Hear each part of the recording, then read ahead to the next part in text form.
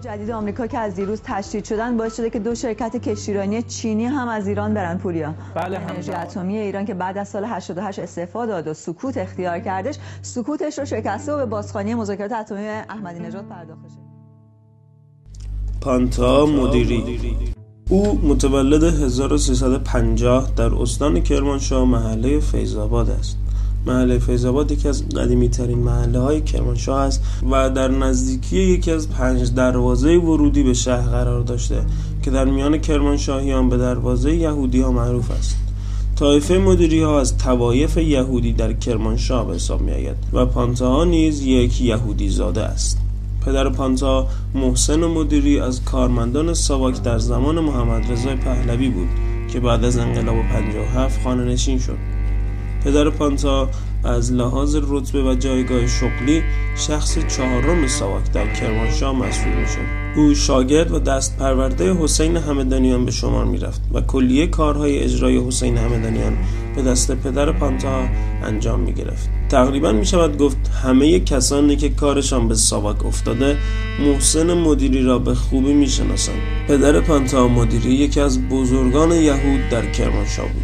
هر ماه بزرگان شهر در خانه آنها جمع می شدند و در مورد فعالیت‌های قومی و مذهبی در کرمانشاه و حتی استان‌های دیگر بحث می کردند. در آخر نیز هر شخص به فراخور مسئولیتی که داشت هزینه‌ای در راستای تقویت قوم یهود در ایران پرداخت می کرد. هزینه‌های جمع شده در صندوقی که مدیریت آن را محسن مدیری بر عهده داشت قرار داده می شد تا طبق زمانبندی و اولویت‌های قوم خرج و مصرف شود. نام گروه و جلسه فوق YFK مخفف یهودیان فعال کرمانشاه. بعدها محسن مدیری به دلایل مختلف از رهبری گروه YFK کنار گذاشته شد. بعد از انقلاب مادر پانتا مدیری به علت مشکلاتی که برای همسرش به وجود آمده بود مجبور شد پرونده دختر خود پانتا مدیری را از دبستان هدف در خیابان وزیری سابق بیرون آورده و هنوز پانتا سال اول دبستان را به پایان نرسانده بود که مجبور به ترک تحصیل شد.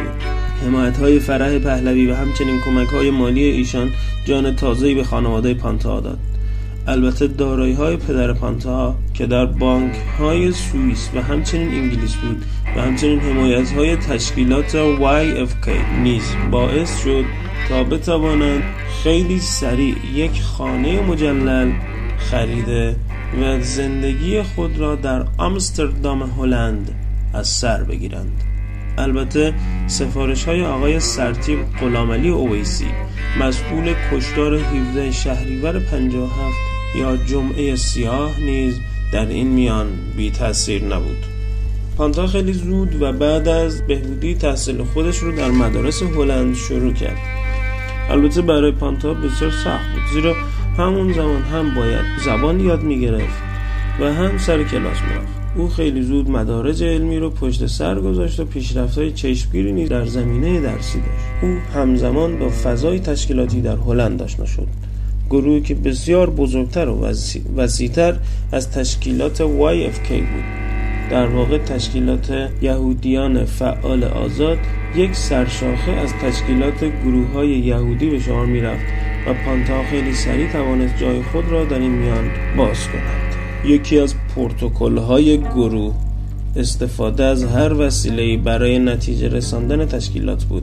زنان بایستی از تمامی جذابیت‌های خود در زمینه نیرو و قدرت و شوکت بخشیدن به تشکیلات استفاده می‌کردند. زنان و دخترانی که بتوانند بیشترین فعالیت در این زمینه را داشته باشند و در پایان هر 6 ماه بیشترین رأی را کسب کنند می‌توانند به رده‌های بالاتر رفته و مشغول به فعالیت شوند.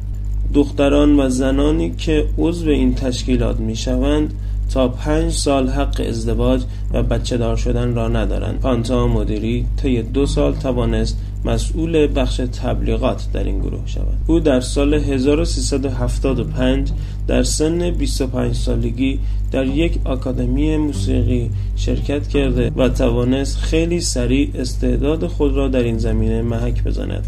در نهایت به علت صدای خوب و همچنین آشنایی کامل با زبان انگلیسی و هلندی به یکی از مسئولین رادیو زمانه معرفی شد و به عنوان یکی از گویندگان رادیو زمانه در آمستردام هلند کار خود را آغاز کرد. او بعد از 1 سال به عنوان مسئول روابط عمومی رادیو زمانه انتخاب و منصوب شد.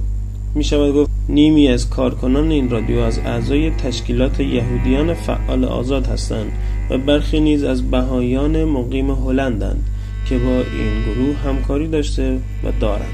پانتا مدیری که حالا 36 ساله شده بود، از یک طرف طی چند سال توانست افراد زیادی را به تشکیلات معرفی نماید و از این جهت کارنامه بسیار درخشانی داشت و از طرفی از لحاظ ظاهر نمیتوانست با دختران جوان در تشکیلات یهودیان فعال آزاد رقابت کند. به همین دلیل درخواست پست نظارت بر فعالیت‌های زنان در تشکیلات یهودیان فعال آزاد را به مسئول آن داد که بعد از بررسی مورد تایید قرار گرفت. پانتا بعد از مدتی با مهدی جامی آشنا شد. مهدی جامی زاده سال 1339 روزنامه‌نگار، وبلاگ نویس، عکاس و فیلمساز ایرانی است.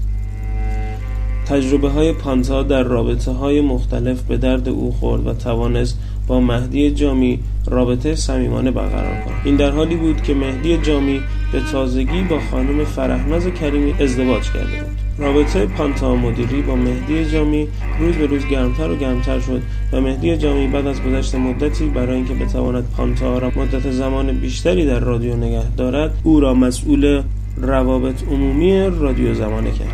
فرهناز کریمی از رابطه پانتا مدیری با مهدی جامی آگاه شد. فرهناز از پانتا و همچنین شوهر خود مهدی جامی به پدر پانتا شکایت کرده و از او خواست تا جلوی دخترش را بگیرد. او همچنین تهدید کرد که در صورت ادامه پیدا کردن رابطه از پانتا و جامی به دادگاه شکایت می‌کند. پانتا مدیری که اوضاع را خراب دید، رابطه خود را با مهدی جامی به هم زد. 2 ماه بعد پانتا مدیری متوجه شد که از مهدی جامی حامل است. پانتا مجبور شد که بچه 2 ماهه خود را سخت کند. از طرفی 2 نفر از اعضای فعال تشکیلات که البته سابقه کار و فعالیت رسانه‌ای داشتند، به نام‌های کیوان عباسی و مرجان عباسی برای تأسیس شبکه مستقل انتخاب شدند. نحوه فعالیت و کار این شبکه میبایست با سایر شبکه‌های همتراز متفاوت میبود. لذا بعد از جلسات مختلف ایده تأسیس شبکه من و تو مطرح شد و در 6 آبان 1389 این شبکه بر روی آنتن رفت. تمامی گردانندگان شبکه من و تو یا بهایی و یا یهودی هستند. آنها اعلام کردند که امتیاز برنامه بفرمایید شام را از شرکت انگلیسی خرید کردند و کوچکترین اشاره‌ای به مذهب و عقیده آنها نکردند. خانم گوش نیز که مدت هاست که توسط این تشکیلات یعنی یهودیان فعال آزاد تطمیع شده بود و خواننده این تشکیلات به حساب می رود، به طور رسمی به این تشکیلات و شبکه پیوست. اگرچه خوانندگان دیگری نیز در این گروه کار می کنند و نامشان تا کنون فاش نشده است.